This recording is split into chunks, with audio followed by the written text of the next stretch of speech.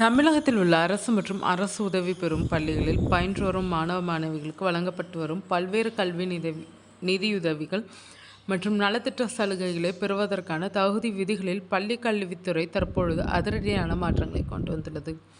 புதிய சுற்றறிக்கையின்படி இனிவரும் காலங்களில் அரசின் சலுகைகளை பெற விரும்பும் மாணவர்கள் தங்களது சாதி சான்றிதழ், தனிநபர் அடையாள ஆவணம் மற்றும் வங்கிக் கணக்கு விபரங்களை சமர்ப்பிப்பது முற்றிலும் கட்டாயமாக்கப்பட்டுள்ளது.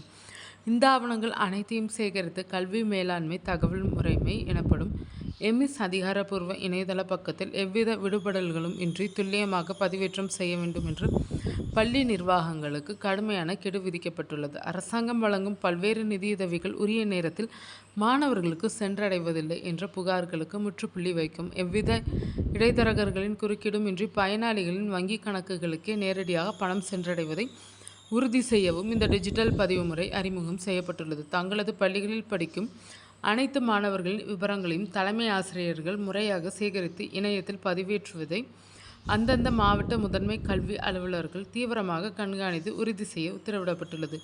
ஜாதி சான்றிதழ்கள் ஆன்லைனில் இணைக்கப்படுவதன் மூலம் குறிப்பிட்ட பிரிவினருக்கான சலுகைகள் எவ்வித முறைகேடுகளும் இன்றி தகுதியானவர்களுக்கு மட்டுமே கிடைப்பது உறுதி செய்யப்படும் என்பதால் இதற்கான ஆவண சரிபார்ப்பு பணிகள் தற்போது தமிழக பள்ளிகளில் போர்க்கால அடிப்படையில் முடக்கிவிடப்பட்டுள்ளனர்.